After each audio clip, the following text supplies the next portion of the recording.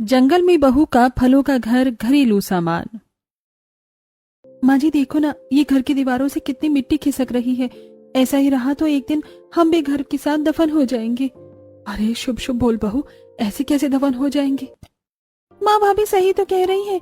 देखो ना, ये घर कितना पुराना हो गया है। अब तो घर को मरम्मत की जरूरत है। जब घर पुरखों के जमाने का है तो कुछ न कुछ परेशानियां तो आएंगी ही। आज ही मैं रमेश से इस बारे में बात करता हूँ। शाम में जब रमेश अपनी दिहाड़ी करके वापस आता है, बेटा नौकरी का कुछ जुगाड़ हुआ या दिहाड़ी में ही जिंदगी बितानी है?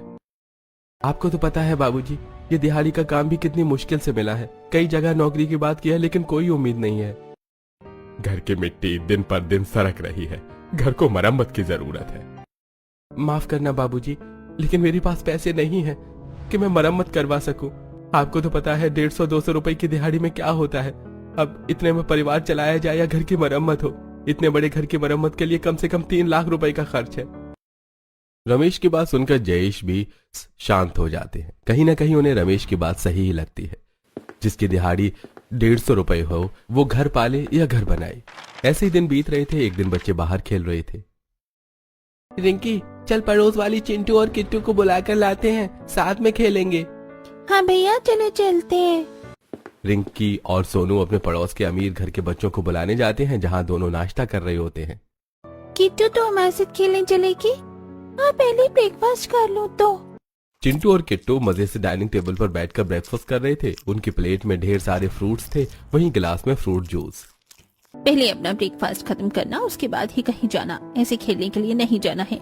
सोनू और रिंकी, तुम वेट करो बेटा, ये दोनों अपना ब्रेकफास्ट खत्म करके ही तुम्हारे साथ जाएंगे। जिसके बाद चिंटू और किट्टू जल्दी जल्दी अपना सारा ब्रेकफास्ट खत्म करते हैं, फ्रूट जूस पीते हैं। दोनों जब तक नाश्ता कर रहे थे, रिंकी और सोनू रहकर उन्हें ही देखते हैं कि क्या खा रहे हैं। वहीं जैसे ही दोनों नाश्ता करके उनके पास आते हैं, चलो दोस्तों अब हम चलते हैं। दोस्त, तुम लोग अभी नाश्ते में क्या खा रहे थे? हमारे यहाँ तो हम चाय, रोटी या सूखी रोटी का ही नाश्ता करते हैं। तुम गरीब हो ना, इसीलिए सूखी रोटी का नाश्ता करते हो। हमारे यहाँ तो हमेशा ही बढ़िया बढ़िया पकवान बनते हैं। आज मेड नहीं आई थी, इसलिए मम्मी ने फ्रूट चाट दिया था।